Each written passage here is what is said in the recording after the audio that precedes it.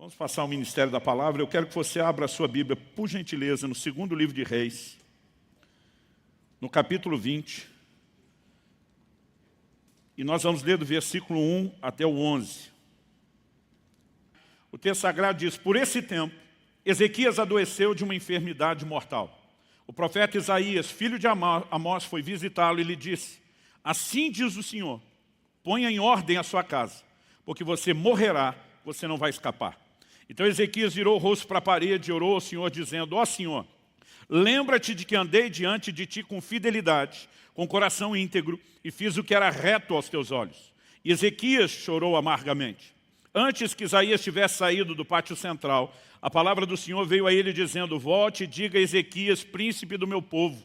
Assim diz o Senhor, o Deus de Davi, seu pai: ouvi a sua oração e vi as suas lágrimas. Eis que eu vou curá-lo, e ao terceiro dia você subirá à casa do Senhor.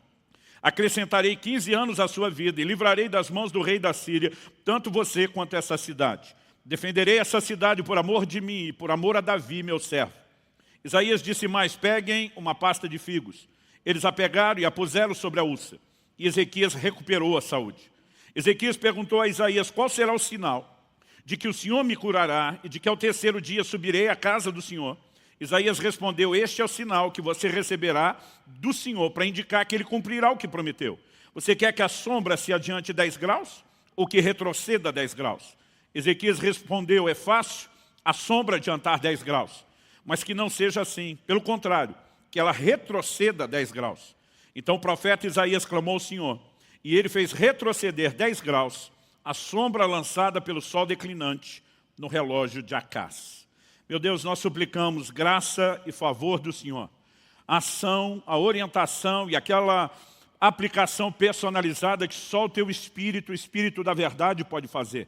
Declaramos nossa dependência no Senhor, na ação e na manifestação da Tua graça, para que, mais do que uma orientação, exortação e encorajamento, possa haver, de fato, resposta, possa haver alinhamento à Tua palavra e aos Teus princípios. Nós oramos em nome de Jesus. Amém. Amém. Bom, eu quero chamar a sua atenção especificamente, dentro de toda essa história, com todo o contexto, nós vamos avaliar, para a frase que já aparece no versículo 1. Ponha em ordem a sua casa. O tema da minha mensagem hoje é colocando a casa em ordem.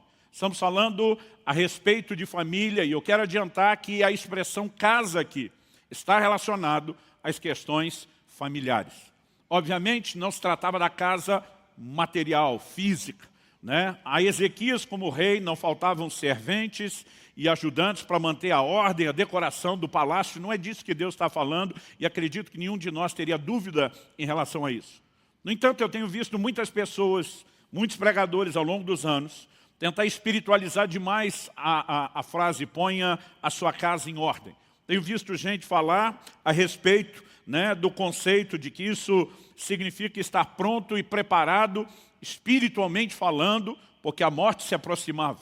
Mas eu quero te mostrar que, na verdade, a vida de Ezequias como alguém temente a Deus era exemplar. Não é disso que Deus está falando. Tenho visto muita gente falar a respeito de põe a casa em ordem. Olha, um dos elementos que você precisa antes de chegar o dia da sua partida, é que não só a sua vida de fidelidade a Deus esteja em ordem, mas também a sua vida de serviço. Mas como a gente pode observar, olhando a vida de Ezequias, ele também, né, não teve muita coisa que a gente possa apresentar como deficiente nessa área de serviço. Ele foi um instrumento de avivamento para a sua geração. Eu quero que você comece já olhando comigo que essa declaração de Deus a respeito de casa está falando de família, né? É muito importante que a gente entenda isso. E eu entendo a reação de Ezequias, quando ele vira para a parede e chora ao ouvir o decreto de que sua morte era iminente. Um dia desse alguém me perguntou: pastor, qual a grande lição que o senhor acha que a pandemia nos deixou? Né? E eu falei para essa pessoa: eu creio que a maior lição que a gente pode destacar é a efemeridade, é quão passageira é a vida. A verdade é que todos nós estamos numa fila, aguardando a hora de partir. Ninguém sabe qual é a sua senha e nem o momento que será chamado. E talvez essa seja a única fila que nós seríamos gentios o suficiente para não disputar as primeiras vagas. E fica à vontade se quiser ir na minha frente, né? Mas a verdade é que é algo sobre o qual nós não temos controle. Eu imagino o Ezequias cheio de planos e de repente ele recebe a notícia. Acabou. Ele vira para a parede, ele ora e chora. Nas minhas contas, Ezequias tinha nessa ocasião 39 anos de idade. Uma conta que não é difícil a gente fazer. Porque em 2 Reis, capítulo 18, verso 2, a Bíblia diz que ele viveu 54 anos. E nós lemos que nesse dia ele recebeu 15 anos de bônus. Então você pega os 54 anos de idade que ele tinha quando morreu, subtrai os 15 anos de bônus que ele ganhou nesse dia, 39 anos. A gente ouve isso meio que de uma forma comum dos homens, que quando você está em torno dos 40, a sensação é agora que começamos a construir alguma coisa na vida. Ninguém está querendo partir aos 40. Quando ele vira para a parede e chora, é porque bateu o desespero. É alguém que está dizendo, eu não esperava que isso acontecesse agora ou dessa forma. Mas o que eu e você precisamos entender é que todos nós, justamente porque a Bíblia diz que a vida é como a erva, seca-se a erva, cai a sua flor, né? A vida é passageira, nós precisamos viver do início ao fim. Né? Desde o momento do nosso encontro com Deus, ou aqueles que ainda não tiveram, tem que priorizar isso, nós precisamos viver prontos para a partida, que nós não sabemos quando é que vai acontecer. Estar pronto para partir, eu acredito, e eu gosto dessa expressão partir, que Paulo usa em Filipenses 1. Ele diz, eu desejo partir e estar com Cristo, o que é incomparavelmente melhor. Um dia alguém me perguntou, pastor, esse negócio, né, de muitas vezes o senhor falar partir para estar com Cristo, é tipo aquela história do corretor de seguro, que na hora de vender o seguro de vida não fala morrer, diz no caso de você faltar, né, para ser gentil, fala, olha, no meu ramo é melhor a gente tocar o terror do que ser gentil. Né? Para nós é melhor dizer, você vai morrer a qualquer momento e tem que estar pronto para encontrar com Deus do que amenizar.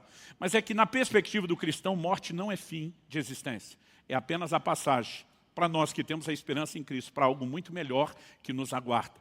Mas viver pronto para partir, se por um lado envolve esse conceito de uma vida espiritual que precisa estar em ordem, e esse conceito é bíblico. Por exemplo, o apóstolo Paulo em 2 aos Coríntios, no capítulo 1, no capítulo 5, perdão, ele diz a partir do verso 1, pois sabemos que se a nossa casa terrestre desse tabernáculo se desfizer, ele está falando do corpo, temos da parte de Deus um edifício, uma casa não feita por mãos humanas, eterna nos céus. E por isso, neste tabernáculo, gememos, desejando muito ser revestidos da nossa habitação celestial, se de fato fomos encontrados vestidos e não nus. Ou seja, precisamos estar prontos para o momento da partida. Mas estar pronto não é apenas ter a vida espiritual em ordem. E eu quero destacar que isso Ezequias tinha. Ezequias foi um homem de fé. A Bíblia fala dele, por exemplo, em 2 Reis 18, nos versos 5 e 6, a Bíblia diz assim, Ezequias confiou no Senhor, Deus de Israel, de maneira que não houve ninguém como ele entre todos os reis de Judá, nem antes nem depois dele. Porque se apegou ao Senhor, não deixou de segui-lo e guardou os mandamentos que o Senhor ordenou a Moisés.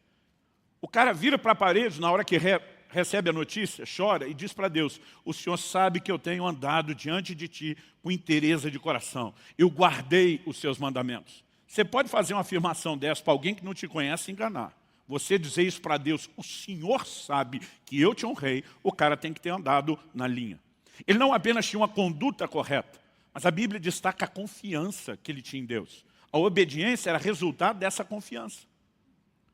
Quando Senaqueribe, rei da Síria, e a Síria por muito pouco não se tornou o que Babilônia veio a ser logo depois, o primeiro império de proporção mundial, quando ele bate no portão da casa de Ezequias, ameaçando destruir Jerusalém e conquistar o reino de Judá, e manda uma carta de ameaça. Ezequias, junto com Isaías, levam a carta e estende diante do Senhor, e o posicionamento de Ezequias para Deus é, nós somos o povo da tua aliança, a afronta não é contra nós, a afronta é contra o Senhor. Vê o que é que o Senhor vai fazer a respeito do seu problema. A Bíblia diz, naquela noite, um anjo só, fez um strike no arraial da Síria. Mais de 185 mil soldados foram mortos. Eles bateram em retirada. Israel sequer lutou porque Deus os defendeu. Ele era um homem que vivia intervenções de Deus. Nessa hora mesmo com um decreto que não se tratava apenas de um diagnóstico médico. Uma coisa é o médico dizer, olha, você vai morrer. Não há expectativa nenhuma pela medicina para que a gente mude o seu quadro. A outra é quando o profeta, do calibre de Isaías, né, que nenhuma palavra dele deixou de descumprir, chega e diz, Deus disse que você vai morrer. Porque quando o médico disse, ainda pode correr a Deus para reverter. E quando Deus diz? O Ezequias diz, eu recorro a Deus mesmo. E ele pede por mais tempo de vida, ele pede por cura. E ele recebeu isso da parte de Deus. Ele era um homem de fé. Não só isso. O profeta Isaías nem foi muito longe e Deus diz, volta e muda o decreto. E ele volta e diz, o Senhor vai te curar, no terceiro dia você sobe à casa do Senhor. O abusado do Ezequias diz o seguinte, toda vez que você tem uma palavra profética, tem um sinal que acompanha. Eu quero coletar meu crédito. Qual o sinal de que essa palavra vai se cumprir? E Ezequias recebe de Isaías o que eu chamo uma proposta de sinal interativo. Ele diz, se você quer que a sombra do relógio de Acas avance 10 graus, tecle 1. Se você quer que retroceda, tecle 2. Está dizendo, é você que escolhe. E o abusado de Ezequias diz, avançar é fácil. Ainda que eu vá acelerar o tempo, avançar, a sombra acontece todo dia. Ele diz, eu quero é que retroceda. Agora pensa, ele já recebeu a palavra de que vai ser curado. Mas só para ter o sinal que confirme, o abusado de Ezequias diz, eu creio que Deus pode mexer na estrutura inteira do universo, só por causa de mim. E viu o sinal acontecer. Então, nós não podemos falar mal da fé dele. O problema dele não era um problema de fé e nem um problema de conduta. Sua vida espiritual estava em ordem e foi um grande exemplo. Aliás, a Bíblia diz, não houve rei em Judá, nem antes nem depois, que se dispôs a buscar o Senhor como ele fez. Ah, pastor, será que botar a casa em ordem, então, pode ser que tenha a ver com a questão de ministério, de trabalho? Como eu falei antes, não. Ele foi um instrumento de avivamento na sua geração. Ele atrai uma geração que havia se distanciado de Deus, apostatado, se envolvido com a idolatria, e ele promove um grande mover de arrependimento e retorno para Deus. Ministerialmente, o cara estava também em alta. Então, como eu disse antes, a frase, põe sua casa em ordem, e o conceito que eu e você precisamos ter de estar pronto para partir não é só da vida espiritual em ordem, não é só da vida ministerial. Porque, gente, toda e qualquer recompensa que teremos na eternidade, ela é decidida por aquilo que nós fazemos para Deus aqui e agora. A única coisa que nos acompanha dessa vida são as nossas obras. Ninguém vai levar nenhum bem, ninguém vai levar nenhum recurso, né? Apocalipse 14:3 diz, bem-aventurados os que agora morrem no Senhor, para que descansem das suas obras, pois as suas obras os acompanham. Mas o conceito bíblico de estar pronto para partir não se limita só a uma vida espiritual em ordem, e é o que eu procurei fazer para Deus. A grande questão que nós encontramos nesse texto é que Deus está dizendo que nenhum de nós deveria partir sem deixar nossa casa em ordem. O legado familiar que eu e você deixaremos para trás é tão importante quanto essas questões de uma vida espiritual em ordem, de uma vida ministerial em ordem, é algo que deveria nos preocupar a ponto de nortearmos a nossa existência, né, por uma atenção especial a esse assunto. Então, ao reconhecer a necessidade de estar pronto para partir, eu quero chamar a sua atenção para que você possa programar todo o restante da sua existência, pensando naquilo que você vai deixar quando não estiver mais aqui. A partir do momento que nós entendemos isso, eu queria que a gente voltasse aqui para a história de Ezequias. Ezequias ouve essa sentença, esse decreto de morte. Ele não quer morrer, ele está novo, ele quer viver mais. E ele apela para a oração. E ele ora e Deus atende. E muitas vezes isso nos leva a um conceito equivocado, no mínimo incompleto de oração. Porque na cabeça de muito crente, a oração é o meio através do qual eu consigo de Deus aquilo que eu quero. Tem verdade nisso? Sim, só não tem toda a verdade. Porque se por um lado a oração também envolve eu conseguir de Deus aquilo que eu quero, em contrapartida também deveria ter, e de forma equilibrada, o entendimento de que a oração também é o meio através do qual Deus deveria conseguir de nós o que Ele quer. É o que nós aprendemos com Jesus orando no Getsemane. Ele diz, meu Pai, seja feita não a minha, mas a sua vontade. O ambiente de oração não é apenas o lugar onde pleiteamos diante de Deus o que queremos, mas também procuramos entender e entregar a Deus aquilo que Ele quer. Agora, Ezequias pediu a Deus o que ele queria, viver mais. Deus ouviu, atendeu, o curou e lhe deu mais 15 anos de bônus. Mas a pergunta é, Ezequias entregou a Deus o que Deus lhe pediu? E a verdade é que não. Antes de mudar o decreto, dizendo que você vai ser curado, tem mais 15 anos, Deus já está dizendo, presta atenção à sua casa. Coloca sua casa em ordem. A partir do momento que ele foi curado e conseguiu de Deus o que queria, ele não deu a Deus o que Deus pediu. Ele não colocou sua casa em ordem. Segundo Crônicas, capítulo 32, nos diz no verso 25, que Ezequias adoeceu de uma enfermidade mortal, foi curado. Mas o texto termina dizendo assim: Ezequias, no entanto, não correspondeu ao benefício que o Senhor lhe fez. Ele não atendeu nem o comando de Deus e nem correspondeu ao benefício que Deus havia feito, porque ele não coloca sua casa em ordem. O resultado é trágico. Porque se a geração de Ezequias foi uma geração que viveu um intenso avivamento para Deus, a geração seguinte, liderada por Manassés, filho e sucessor de Ezequias, é a geração que conseguiu o maior nível, o maior índice de apostasia que a nação de Israel jamais havia alcançado. A coisa se torna tão séria na próxima geração que em Jeremias, no capítulo 15, no versículo 4, nós vemos Deus responsabilizando o juízo de uma geração inteira, e Deus responsabiliza uma única pessoa, um dos raros casos na Bíblia, onde você vai ver o destino de uma geração sendo relacionado a decisões de uma pessoa. Jeremias 15, 4. Jeremias, que profetizou mais juízo do que qualquer outra coisa, porque aquela geração não se arrependia dos seus pecados. Ele fala da parte de Deus: farei deles um objeto de espanto para todos os reinos da terra, por causa de tudo que Manassés, filho de Ezequias, rei de Judá, fez em Jerusalém. Daqui a pouco nós vamos dar uma olhadinha no Manassés, mas eu posso te garantir e adiantar que ele foi o mais endemoniado de todos os reis que já se assentaram no trono da linhagem de Davi. A geração que mais se distanciou de Deus e que mais afrontou o Senhor foi a geração de Manassés. Agora, sabe o que é pior? A Bíblia diz, como vamos ler daqui a pouco, que Manassés começou a reinar aos 12 anos de idade. Por que ele começou a reinar e sentou-se ao trono aos 12? Porque foi quando seu pai faleceu. E se ele tinha 12 anos de idade quando seu pai faleceu, e seu pai ganhou de Deus na ocasião em que foi curado 15 anos de bônus, quando é que Manassés foi gerado? Durante os 15 anos de bônus. Ou seja, se não fosse para colocar a casa em ordem, era melhor nem ter vivido aqueles 15 anos. Era melhor ter partido mais cedo do que deixar o estrago que ele deixou para trás. E eu e você precisamos nos questionar o que é mais importante. Eu não estou dizendo que ter recebido de Deus cura e longevidade, mais 15 anos de vida, não seja algo bom. Mas muitas vezes nós estamos buscando algumas coisas que entendemos ser boas, mas não avaliamos o que é mais importante, o que merece uma atenção maior ainda. Então não estou falando contra cura ou longevidade. No Salmo 103, o salmista diz: bendize a minha alma ao Senhor e não se esqueça de nenhum só dos seus benefícios. E diz: é Ele quem perdoa as tuas iniquidades. Esse é um benefício, mas não é o único. E diz: é Ele quem sara as tuas enfermidades. É Ele quem redime a tua vida da cova. É Ele quem te coroa de graça e de benignidade. Então, nós precisamos entender que ser curado e receber longevidade, né, ser redimido da cova, são bênçãos de Deus.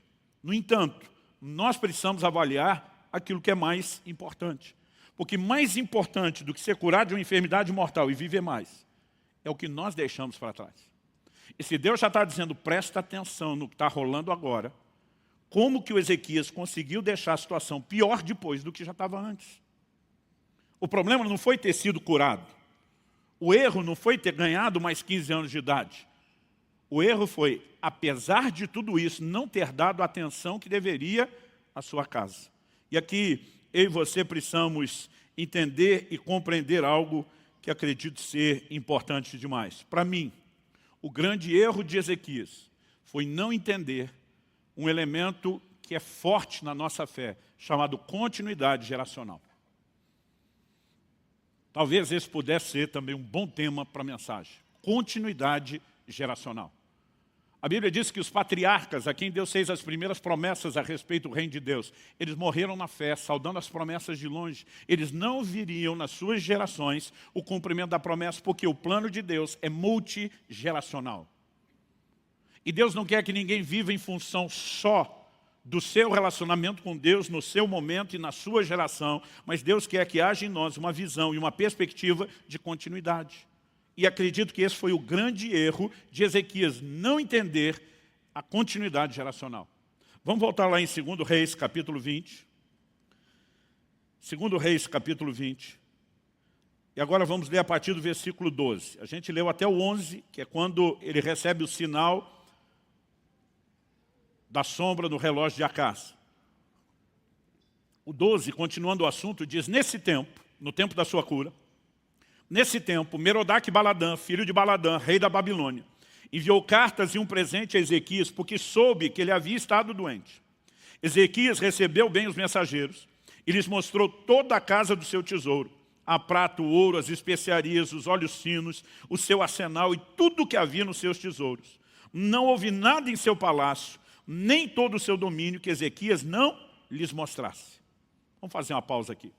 Alguns anos atrás, na época em que os memes ainda vinham por e-mail, antes da era WhatsApp, eu recebi um e-mail de um amigo desses gaiatos, engraçado, brincalhão, intitulado Manias de Pobre. E quando eu comecei a ler a lista, que era todo numerado, eu ria, porque tudo estava na lista. Eram coisas que eu tinha praticado intensamente. É lógico que nós estamos falando de uma outra geração. Então aquele negócio de botar bombril na antena da televisão para melhorar o sinal, lamber a tampa do iogurte para não desperdiçar nada, né? Eu ia lendo aquilo tudo e rindo. E uma das coisas que estava na lista, lá dizia, mostrar a casa para as visitas. Eu falei, isso eu já fiz, mas dizer que isso limita só a nós crescermos com a vida mais simples, eu me recuso a concordar. Porque quem mais tem é quem mais se orgulha de mostrar o que tem. Quando Ezequias faz questão de mostrar para esses mensageiros todo o seu tesouro, é porque ele de fato queria ostentar e com orgulho tudo que tinha. Então ele recebe as visitas, mostra tudo que tem. Então logo os visitantes foram embora. Verso 14 diz, então o profeta Isaías foi falar com o rei Ezequias e lhe disse, que foi que aqueles homens disseram e de onde vieram? Ezequias respondeu, então no verso 14, vieram de uma terra distante, da Babilônia. Isaías perguntou, o que eles viram no seu palácio?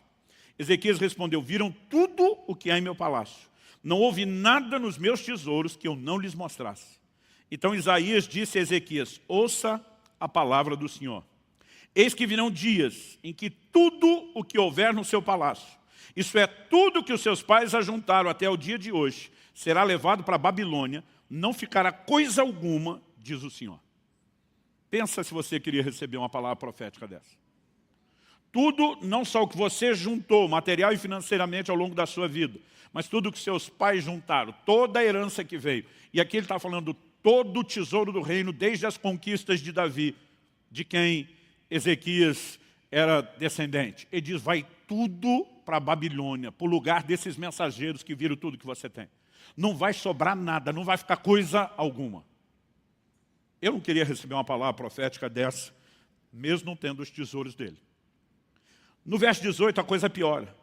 Ele diz, dos seus próprios filhos, alguns dos seus próprios filhos, gerados por você, serão levados para que sejam eunucos no palácio do rei da Babilônia. Se a primeira notícia de perda material é ruim, a segunda é pior ainda. Por que é pior ainda?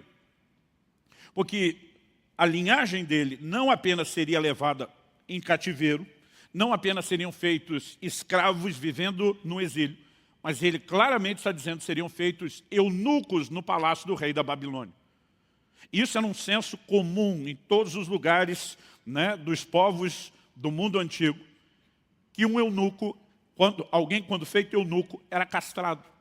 Ele serviria no palácio sem ser uma ameaça ao harém do rei, basicamente.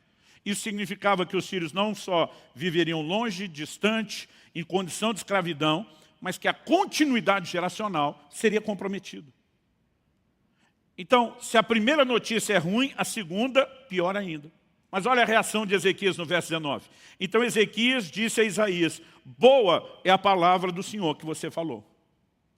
Pelo amor de Deus, gente. Como alguém pode ouvir essas duas notícias terríveis e dizer boa palavra? Eu não consigo imaginar nenhuma criatura recebendo uma palavra profética dessa. Glória a Deus, aleluia, que bênção. Sonho de consumo. Agora, por que o camarada disse que a palavra é boa? O verso 19 explica. Pois ele pensava assim, enquanto eu viver, haverá paz e segurança. Ué, Deus está dizendo que o negócio vai acontecer com os filhos. Ele ainda nem gerou o primeiro filho, que é o sucessor, que é Manassés. Ele diz, até esse negócio acontecer, eu já estou no fim dos meus 15 anos de bônus. Então, a conclusão que esse homem chega revela um egoísmo absurdo. É como se, em outras palavras, ele estivesse dizendo, o importante é que quem vai se dar mal, ou quem vai se lascar, com o perdão da palavra, não sou eu. Então, ele é indiferente ao estrago que acontecerá na próxima geração, porque o importante é que ele estivesse bem na história. Aqui nós estamos falando de um homem de fé, um homem de caráter e de princípios, um homem de realizações no reino de Deus, mas que estava, com o perdão da palavra, se lixando para a próxima geração. E acredite, em 30 anos de ministério, eu tenho conhecido muitos homens de fé, homens de avivamento, e que não estão levando a sério a continuidade geracional, né? Não estão cuidando sequer da sua casa. E Deus está dizendo que está pronto para partir. Não é apenas você ter a sua fé com Deus em ordem ou o seu trabalho. Nós precisamos ter olhos para a próxima geração. Quem está entendendo, diga amém. Quando nós começamos a pensar um modelo de continuidade geracional, nós precisamos voltar lá aos primórdios de toda a ação de Deus. Por exemplo, quando Deus faz uma aliança com Abraão e diz, em ti serão benditas todas as famílias da terra. Paulo, escrevendo aos Gálatas, diz que Deus pré-anunciou o evangelho que seria pregado aos gentios a Abraão. Deus está dizendo, eu não quero abençoar só você, eu quero fazer algo em você e na sua linhagem para que isso transborde para a terra inteira. Mas se você olhar Gênesis capítulo 18, verso 19, se puder me acompanhe, Gênesis capítulo 18, versículo 19. Olha o que Deus fala sobre Abraão. Deus diz assim, porque eu o escolhi para que ordene aos seus filhos e à sua casa depois dele, a fim de que guardem o caminho do Senhor, pratiquem a justiça e o juízo, para que o Senhor faça vir sobre Abraão o que lhe prometeu. Deus está dizendo, eu fiz uma promessa, de que em ti serão benditas todas as famílias da terra. Mas Abraão, vamos deixar claro uma coisa? Eu escolhi você para que você ordene sua casa, seus filhos depois de você, que guardem o caminho do Senhor, que pratiquem a justiça e o juízo, porque essa é a única forma de que aquilo que eu prometi sobre você se cumpra e se torne realidade. Se você não estiver focado na preparação das próximas gerações, não adianta ter uma promessa. Cada geração precisa entender que o grande propósito de Deus para ela não é apenas o que ela vai experimentar em Deus nos seus dias, mas é o que ela está construindo para as próximas gerações. Eu estava conversando esses dias com um outro pastor amigo, e ele falou de uma frase que ele ouviu ou leu recentemente que o deixou em choque. Ele diz, nós estamos a uma geração da apostasia e da extinção da nossa fé. A uma geração. A responsabilidade de cada geração não é só manter a chama acesa, a semelhança de uma corrida de bastão. Nós precisamos comunicar isso. É por isso que você vai ver o tempo todo ênfases na Bíblia. O que vimos e ouvimos de nossos pais. Uma geração anunciará a outra geração. E o tempo todo nós vemos que essa é a grande responsabilidade. Quando falamos a respeito de uma vida familiar correta, isso é muito maior do que apenas manter uma boa qualidade de vida emocional dentro de casa. É cultivar a presença de Deus, é manter acesa a chama da fé, é transmitir a aliança que nós temos com Deus. Aliás, esse era o grande propósito do rito da circuncisão. Eu não sei como você lê a Bíblia. Eu gosto sempre de ler, tentando me colocar lá na história, me imaginando no lugar do personagem, vivenciando o ambiente, todos os detalhes. E não só para mim, mas com muitos homens, né, com quem eu já conversei a respeito. Dá um desespero na gente quando a gente está lendo o Velho Testamento e vê os detalhes do processo da circuncisão. A circuncisão, ordem que Deus deu para a partir de Abraão, toda a sua linhagem praticar, que Paulo escrevendo aos Romanos chama de o selo da justiça da fé que ele teve, o que para nós é equivalente ao batismo. Paulo escrevendo aos Colossenses fala do batismo, contendo esse papel de ser o selo da fé que a circuncisão tinha. Ela deixa nós, os homens, apavorados. Porque, para quem não sabe, a circuncisão era uma cirurgia de fimose. Era o corte do prepúcio, da carne excedente do pênis, o órgão reprodutor masculino. Agora, o sistema era bruto, gente. Eles não tinham anestesia, eles não tinham asepsia, eles não tinham analgésico, não tinham anti-inflamatório e nem antibiótico. A Bíblia diz que Deus fala para Josué quando chega em Gilgal, faze facas de pederneira. Pederneira é pedra. O instrumento cirúrgico era pedra afiada. A maioria de nós, os homens, já se encolhe todo enquanto está lendo. Gênesis 34 fala que os filhos de Jacó usaram de astúcia com os homens de Siquém, depois que Diná, irmã deles, foi violentada. E eles propõem, olha, a única forma da nossa filha ser dada em casamento ao homem que a violentou é se vocês se considerarem que é o rito da nossa família. E até aí eles não estavam mentindo. Mas a Bíblia diz que quando os homens se circuncidaram, o texto diz assim, no terceiro dia, quando estavam no auge da dor. Aí você imagina o processo. Uma cidade inteira não conseguiu resistir ao ataque de alguns dos filhos de Jacó, porque eles não tinham capacidade física de lutar. O processo era doído, doloroso. E por causa disso, muitas vezes a gente não consegue enxergar a beleza que está por trás do ritual. O que é que Deus está dizendo? Todo pai deve circuncidar o seu filho homem no 8º dia de vida. Deus estava dizendo o quê? A marca da aliança que você tem comigo tem que ser transmitida para a próxima geração. Você, pai, é responsável por marcar o seu filho com a mesma aliança que você carrega. E a gente chama de um sinal de aliança, porque envolvia derramamento de sangue, o que para os povos antigos dava um caráter ainda mais sagrado à aliança. Mas não era só a aliança que o pai colocava no filho. O pai colocava no filho um lembrete. Ele está dizendo, menino, quando você crescer e chegar a hora de usar o seu instrumento de reprodução, você tem ali um lembrete de que a mesma aliança que seu pai te transmitiu, você vai ter que transmitir para o seu filho. Era um claro sinal de que a aliança de Deus, ela era multigeracional. Deveria haver continuidade geracional. Mas a forma como Ezequias agiu trouxe um prejuízo enorme. Se você voltar comigo lá em 2º livro de Reis, a gente leu até o final do capítulo 20. Mas quando a gente começa no versículo, na verdade o finalzinho é o verso 21, que diz assim, Ezequias morreu e Manassés, seu filho, reinou em seu lugar. Capítulo 21 começa falando sobre quem foi Manassés. Manassés tinha 12 anos de idade quando começou a reinar e reinou 55 anos em Jerusalém. A mãe dele se chamava Refisbá. Fez o que era mal aos olhos do Senhor, segundo as coisas abomináveis das nações que o Senhor havia expulsado de diante dos sírios de Israel. Deixa eu fazer uma pausa aqui no final desse verso 2. Uma das instruções que Deus mais repetiu para aquelas gerações, né, a que saiu do Egito e a partir da próxima que entrou em Canaã foi, não façam conforme os costumes dos povos dessas terras. Não façam o que os cananeus faziam. Era talvez a ênfase, a instrução mais repetida. A Bíblia diz que eles fizeram segundo as coisas abomináveis daquelas nações. Verso 3, agora falando de Manassés, pois reconstruiu os lugares altos, eram os lugares de culto idólatra, que Ezequias, seu pai, havia destruído. Levantou altares a Baal, fez um poste da deusa Zerá, como que Acabe, rei de Israel, havia feito. Prostrou-se diante de todo o exército dos céus e o serviu. Edificou altares na casa do Senhor, a respeito da qual o Senhor tinha dito, em Jerusalém porei o meu nome. Também edificou altares a todo o exército dos céus, nos 2 átrios da casa do Senhor. Queimou seu filho em sacrifício, adivinhava pelas nuvens, era agoureiro e tratava com médiuns e feiticeiros, e fazia continuamente o que era mal aos olhos do Senhor, para o provocar a ira.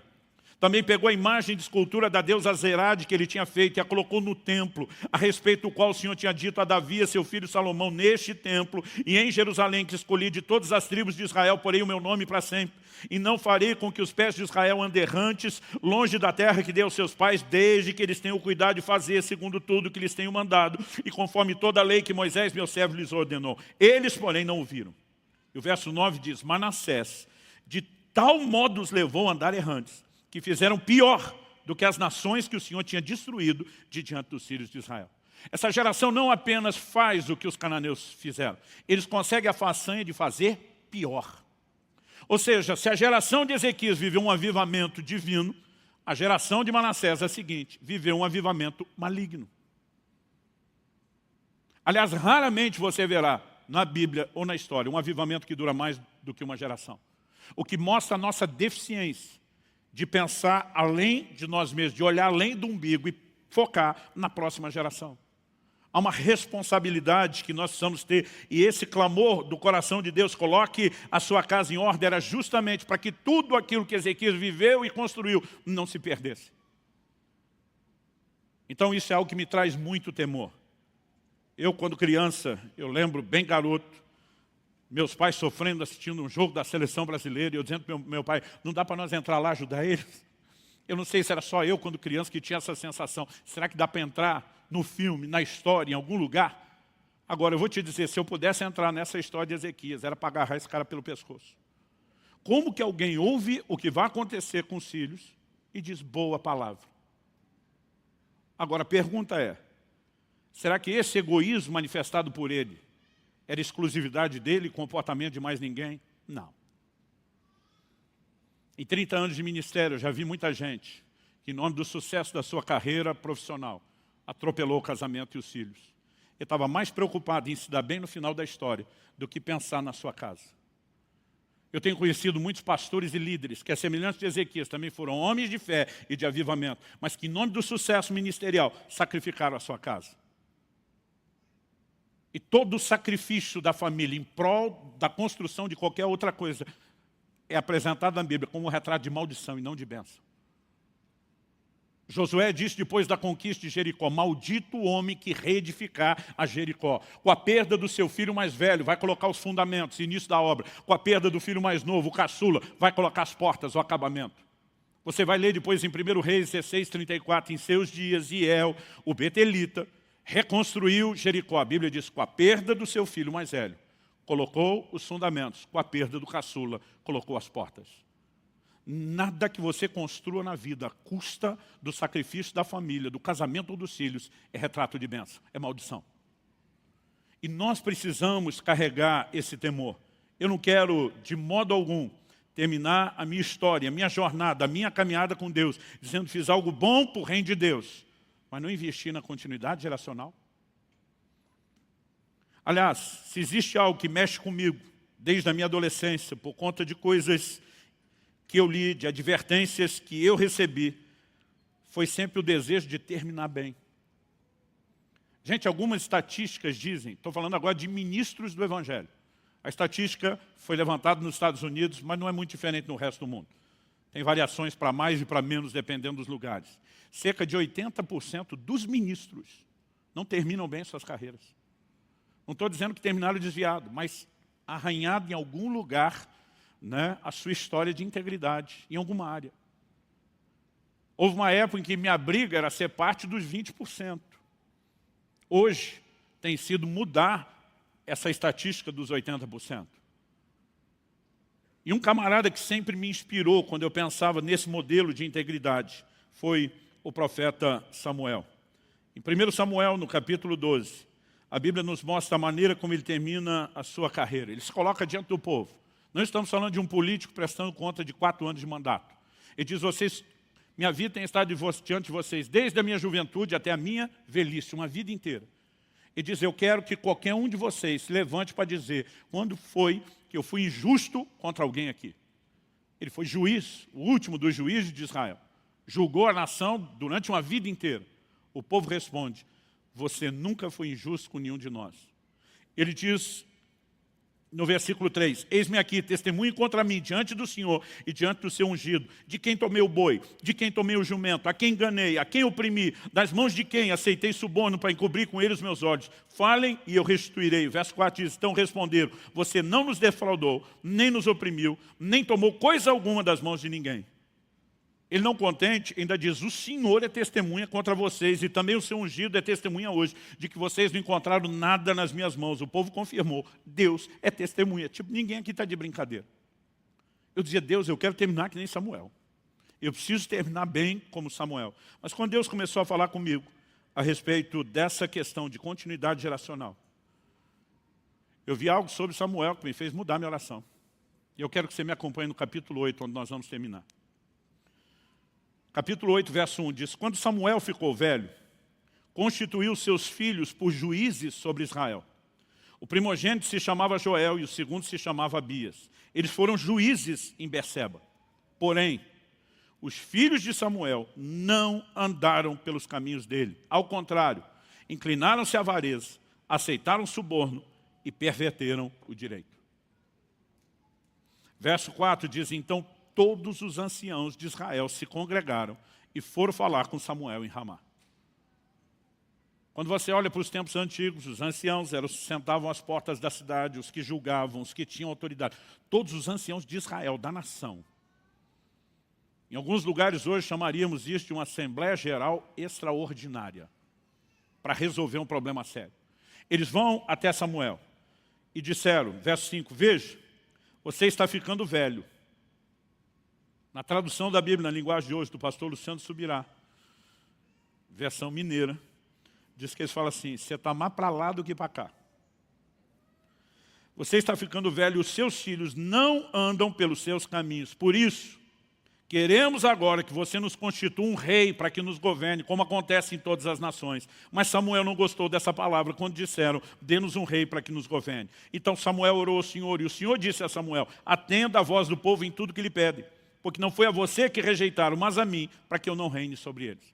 Durante muito tempo, eu não pensava dessa forma, mas o que eu imaginava, na maneira que eu vou explicar hoje, né, porque na época eu não percebia que era isso, é que Samuel e Deus estão numa disputa de mimimi, quem é o mais rejeitado.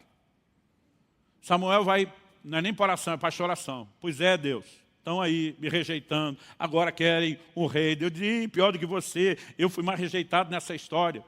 Não é isso que está acontecendo. Ninguém rejeitou Samuel. A prova é que ele vai até a sua velhice, mas ele já está para morrer. Então imagina nas entrelinhas, esse povo está dizendo para ele, véi, no caso era velho mesmo, né? Véi, se tu vivesse mais 100 anos, a gente estava fechado contigo mais 100 anos. Se vivesse mais 200, a gente estava fechado mais 200. Você foi um homem íntegro, ninguém tem o que falar. Nenhuma das suas palavras caíram por terra. Deus estava contigo. Ninguém quer abrir mão disso. Mas o problema é que você já está partindo. E você largou uma bucha, um enorme de um problema para nós. Porque os seus filhos que você está colocando como seus sucessores não andam nos seus caminhos. Eles não são uma continuidade daquilo que você foi. Eles nem sequer te representam. Se eles fossem como você, nós aceitaríamos eles como te aceitamos. Mas do jeito que você está deixando essas crias, não dá para engolir. Ele diz, então nós preferimos ter um rei como as outras nações têm. Nós queremos que haja regras do reino. E Samuel, antes de estabelecer Saul, ele começa a falar a respeito das regras do reino, porque essa era a reclamação. Aí, enquanto Samuel está chorando diante de Deus, me rejeitaram, Deus está olhando para ele e dizer, cabeção, você acha que o prejuízo é seu? Porque sua continuidade geracional não vai estar no governo? Deus diz, o prejuízo é meu. Quem está perdendo sou eu. Estou perdendo uma geração que não ouvirá minha voz, porque você não preparou os seus filhos para liderarem o meu povo para me obedecer. E eu e você precisamos entender que, no final das contas, lucro ou prejuízo tem mais a ver com aquilo que nós deixamos do que com aquilo que nós fizemos. Eu creio que é por isso que o apóstolo Pedro diz na sua primeiro capítulo da sua segunda epístola, ele diz que ele se esforçava para que mesmo depois da sua partida, ele continuasse frutificando. Nós precisamos pensar em continuidade, isso não é só lembrança do que fizemos. Começa pela nossa casa, começa pelos nossos filhos. Nós temos a responsabilidade de transmitir a chama da fé, uma aliança com Deus, paixão, né, pelo Senhor ao coração da próxima geração. Quem está entendendo, diga amém. Então, na hora que eu e você partimos, o maior sucesso não diz respeito ao que eu e você construímos, mas aquilo que nós deixamos, principalmente não só em termos da nossa fé, mas da continuidade da nossa fé nos nossos familiares. Não é um assunto que nós possamos ignorar. E eu não estou aqui para te apontar o dedo ou jogar pedra em você. Se essa é uma área que você tem tropeçado e falhado, encontre nisso uma oportunidade de corresponder com Deus, de se arrepender e de se alinhar. Levar os filhos a Cristo é a maior missão de todo e qualquer pai. A Bíblia diz, pais, criem os vossos filhos na admoestação do Senhor. Nós precisamos levá-los a viver a fé. Tem pai que depois que os filhos crescem e estão distantes, outro dia um reclamou comigo, Deus não cumpriu sua palavra. Falei, como é que é? Não está lá em Provérbios 22:6, ensina a criança o caminho que deve andar, e até quando for velho não desviará, o meu desviou. Aí eu citei para ele uma frase que eu ouvi outro dia do pastor Ricardo Vasconcelos, do Família de Sucesso. Quando lançamos nosso livro Como Flechas, eu lembro que ele falou isso numa live, eu fui até pesquisar, eu nunca tinha reparado. Ele falou, Luciano, você percebeu que a Bíblia diz, ensine a criança no caminho, e não ensine o caminho? Tem muito pai só apontando, o caminho é aqui, ele anda lá, mas ele mesmo não anda. Como é que você espera que seu filho viva aquilo que nem você vive? Não existe nada mais importante do que levarmos a nossa continuidade geracional a servir o Senhor. Quem está entendendo, diga amém. Agora, se você errou, tem que existir a disposição de buscar estabelecer consertos, de buscar reverter o quadro. Pastor, eu não sou perfeito, nenhum de nós é. Pastor, eu não sabia tudo, nenhum de nós sabe. Mas a questão é que alguns de nós usamos os recursos divinos e outros não. Eu já falei várias vezes aqui, meu pai cresceu num lar completamente desestruturado. Ele não teve modelo e referência nenhuma. E hoje, quando eu olho para trás, eu vejo que meu pai falhou em questões que eram básicas. Mas sabe onde ele ganhava terreno? No joelho. O tempo todo ele estava diante de Deus dizendo, eu não sei como fazer, eu nunca vi um modelo funcional de perto, eu preciso da ajuda dos céus. Eu preciso que o Senhor haja no coração de meus filhos. A gente ouvia ele o tempo todo dizendo, eu não gerei filho para o pecado, eu não gerei filho para o mundo, eu não gerei filho para o diabo e nem para o inferno. Eu gerei filhos para Deus. E ele lutava continuamente diante do Senhor. E a gente via mesmo em situações onde talvez ele não soube como lidar, a graça de Deus se manifestando, o sobrenatural interferindo. E eu quero te dizer, ainda dá tempo de lutar pela sua casa.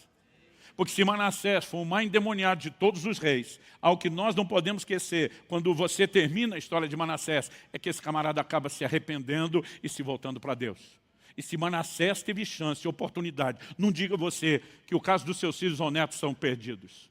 O que muitas vezes está nos faltando é lutar e batalhar devidamente por eles em oração. Eu queria que você ficasse em pé e a gente pudesse terminar com o tempo de oração.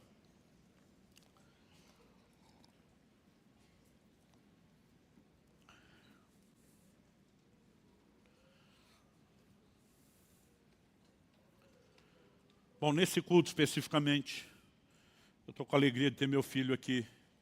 E eu queria que ele viesse dar uma palavrinha e nós vamos orar. Quando minha neta nasceu, eu olhei para ele e falei, eu fiz a minha parte de deixar você no caminho e botar o bastão na sua mão. Agora é sua responsabilidade transmitir o bastão da fé para a próxima geração. Falei, eu vou estar lá como intercessor, talvez com a consciência e a maturidade de hoje, orando mais pelos netos até do que orava pelos filhos. Mas eu falei, a responsabilidade é sua. Não deixe a peteca cair.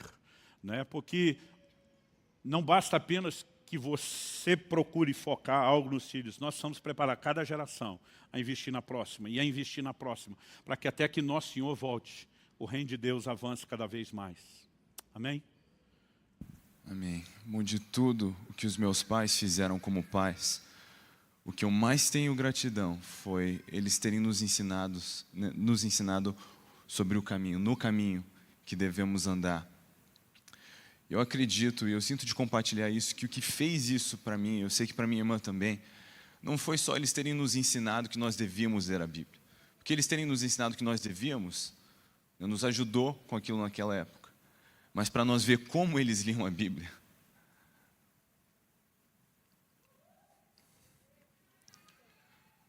Não foi eles terem nos ensinado acerca de orar, foi ver eles orando.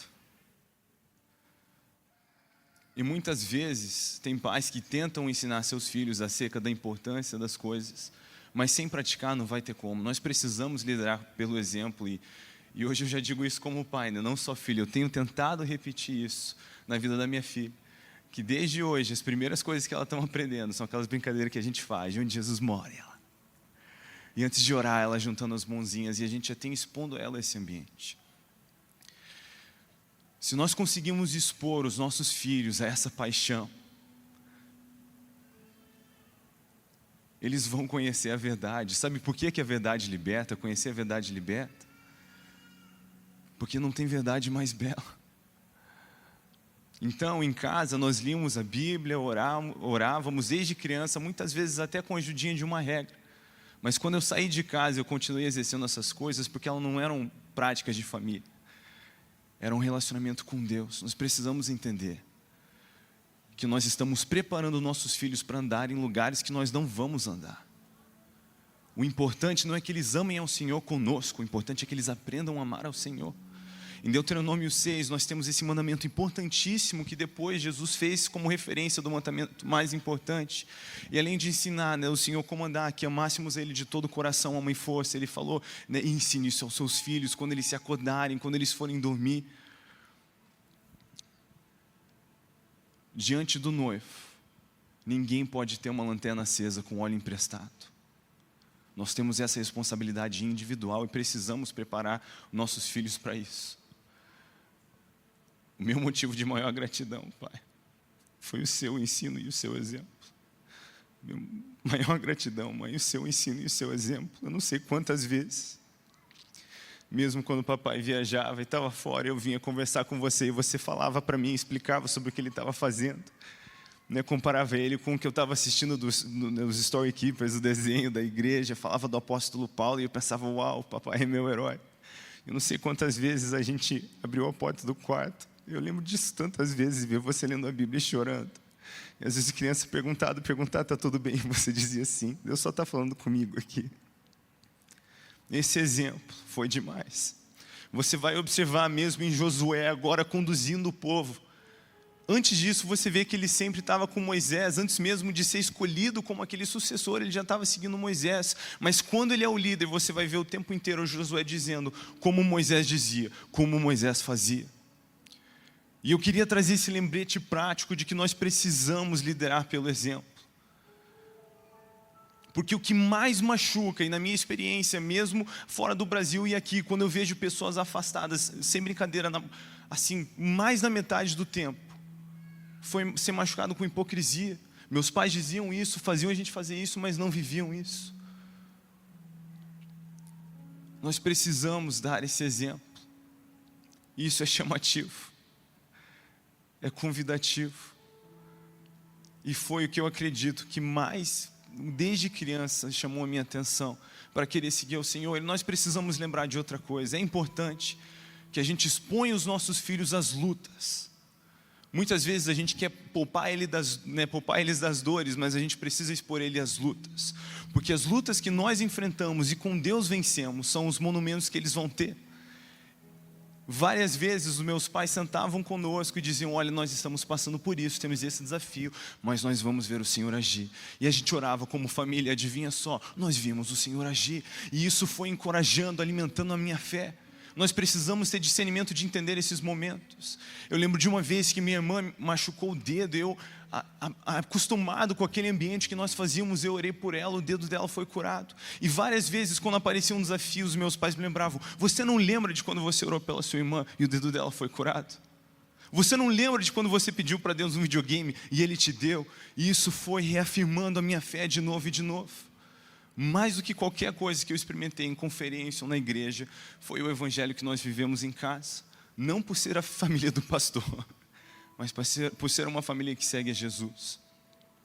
E voltando nessa questão da coerência, do exemplo e da autoridade, porque você presta atenção, as multidões, elas surtavam com o ensino de Jesus, porque ele falava como alguém que tinha autoridade, sem hipocrisia, não era como os escribas, como os fariseus, alguns dos escribas. Ele ensinava com autoridade, porque ele vivia tudo o que ele estava falando. Ele só falava o que ele via o pai falar. Ele só fazia o que ele via o pai fazer. Meu pai muitas vezes sentou comigo e falou, filho, você não pode fazer isso, porque a Bíblia diz isso. Mas essa não foi a única experiência que eu tive. Eu me lembro de diversas vezes que meu pai se sentou comigo e falou, filho, eu preciso te pedir perdão. Por que eu fiz isso? E a Bíblia diz que eu não devo fazer isso dessa maneira. E se nós vivemos assim, e amamos ao Senhor de todo o coração, e expomos os nossos filhos a isso, isso vai ser contagiante. Nós precisamos preparar eles para andar em lugares que nós não vamos andar. A gente precisa ensinar eles não a amar ao Senhor conosco, mas ensiná-los a amar ao Senhor, para que um dia, quando eles estejam distantes, longe de nossas casas, eles continuem fazendo isso. Por que tanta gente desvia com 18 anos ao sair de casa? Porque estava queimando com óleo emprestado. E é isso que nós precisamos transmitir aos nossos filhos. Para que, trabalhando com todo amor e intensidade, se não testemunharmos com os nossos próprios olhos o retorno do Rei, vamos preparar os nossos filhos para testemunhar esse retorno. Se não ver esse retorno, para preparar os seus filhos para ver a volta do Senhor Jesus, até que Ele venha. Precisamos amá-lo de todo o coração, ensinar os nossos filhos a fazer o mesmo. Com toda energia, toda intensidade, até a última flecha. Porque não tem outro motivo para estarmos aqui senão esse. Essa tem que ser a prioridade de nossas vidas. E eu quero lembrar isso para você hoje, pai, como filho. Eu estou dizendo aqui, diante dos meus pais, a coisa mais importante que eles me deram Foi um ensino acerca do Senhor e o exemplo. Não teve viagem, não teve presente, não teve aniversário, não teve brinquedo, não teve nada mais importante do que isso. E é exatamente isso que é a minha oração, que eu quero dar isso para os meus filhos. Hoje eu só tenho a primeira, a minha filha, mas todos os dias a minha oração é: Senhor, me ajuda a educá-la, a criá-la além da minha capacidade. Eu preciso da sua mão, do seu auxílio. Porque eu não estou só, meus filhos são flechas, eu estou preparando eles, eu já digo eles plural, pensando nos que a gente vai ter, né? Tem a primeira. Mas essa é a minha visão, de preparar os meus filhos para o reino. Eles são guerreiros, eles vão ser enviados. E eu sei que eles vão caminhar em dias mais difíceis do que os meus dias. Né? Moisés preparou um Josué para andar em lugares que ele não ia andar. Nós precisamos entender isso. E com o auxílio de Deus, preparar os nossos filhos para amar e servir ao Senhor, em mesmo lugares que nós não vamos caminhar. Você recebe essa palavra?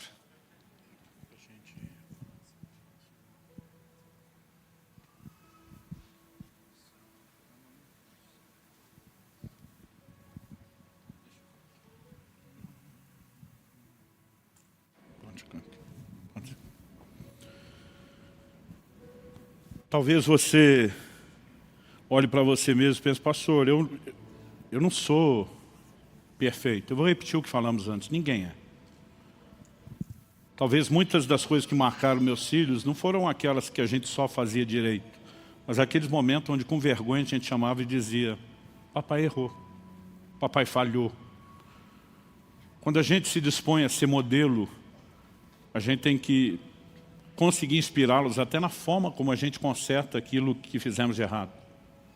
Eu chamei minha filha aqui também, porque um dia desse um pastor me perguntou: Luciano, qual é a sua maior realização ministerial?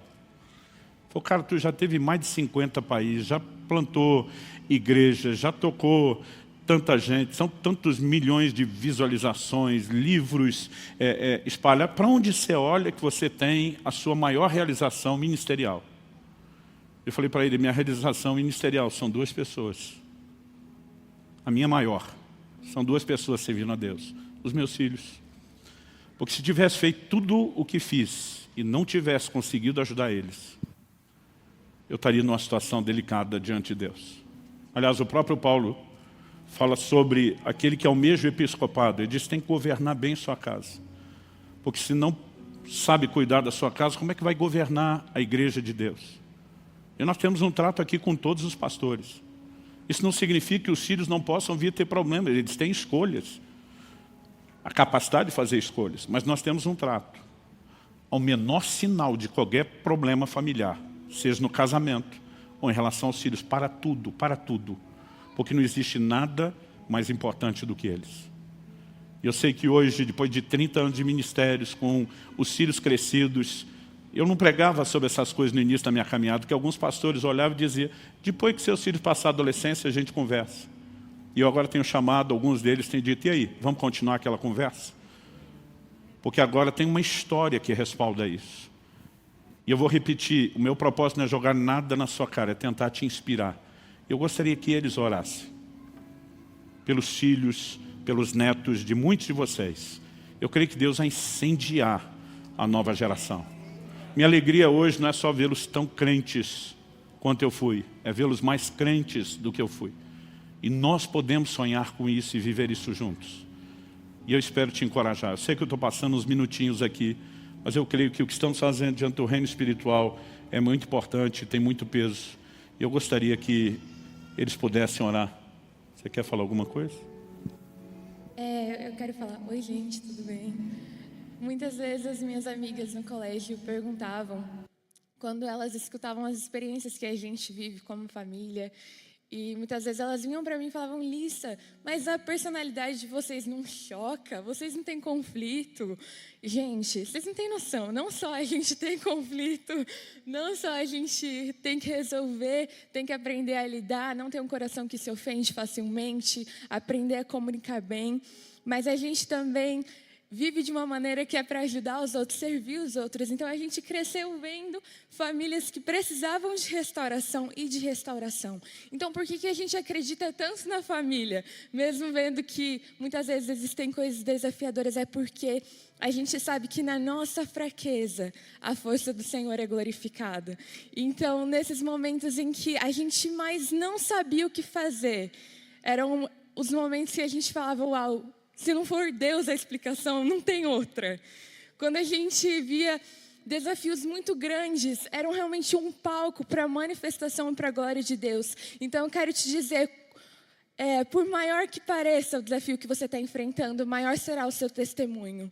Talvez você fale, se você não tem noção das sementes que foram plantadas, de quanta coisa vai ter que ser arrancado, e talvez eu realmente não conheça e não saiba, mas eu sei que Deus conhece profundamente e que é tempo de plantar novas sementes que vão gerar muito fruto para a glória de Deus.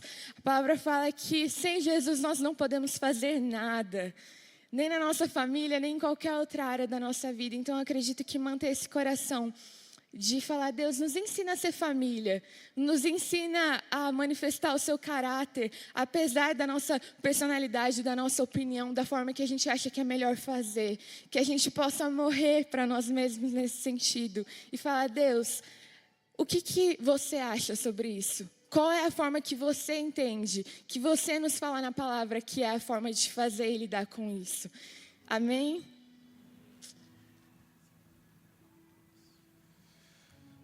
Senhor, nós te agradecemos pela sua voz que nos conduz, a tua mão que nos guia, nos protege.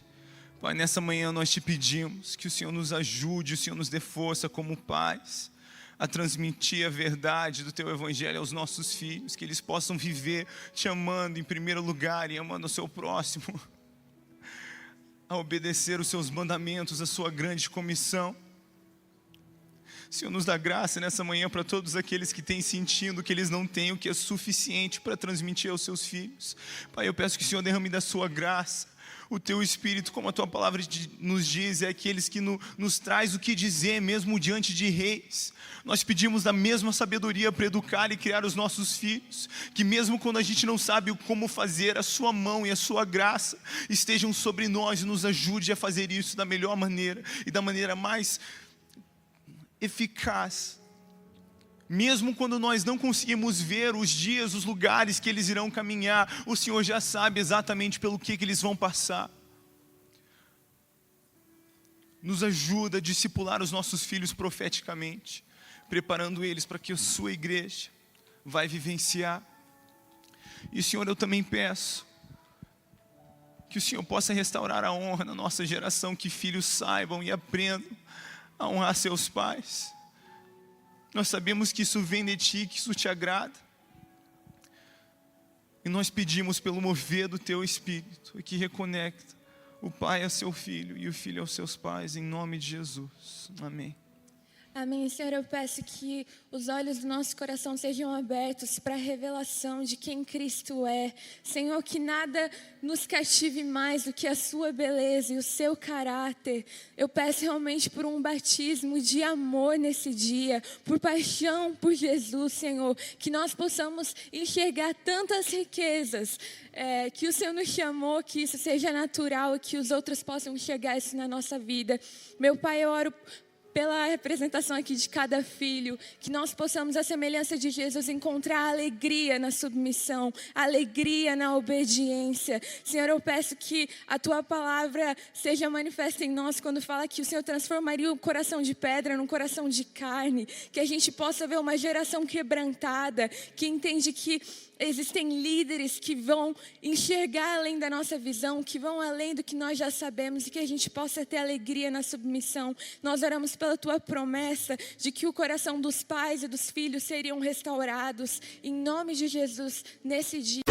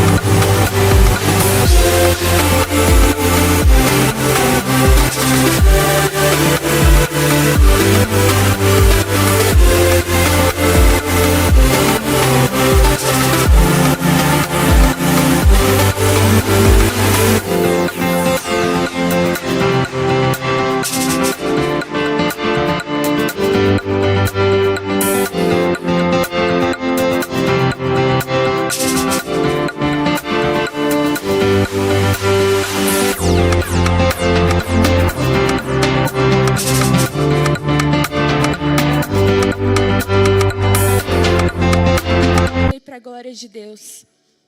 Amém. Pai, nós oramos por milagres em cada casa. Se até Manassés encontrou lugar de arrependimento, nós cremos que não há nada que não possa ser mudado ou revertido na história dessas famílias. Mas não suplicamos apenas que o Senhor faça isso sozinho.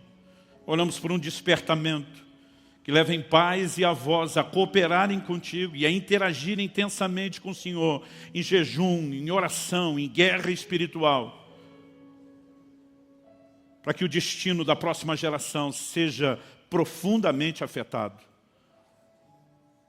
O Senhor falou ao nosso coração que seriam dias não apenas de ensino sobre família, mas onde ventos de restauração soprariam sobre essa casa. E eu oro por cada um dos meus irmãos e irmãs nesse lugar, por aqueles que nos acompanham pela transmissão. Eu oro pelo toque de vida do Espírito Santo.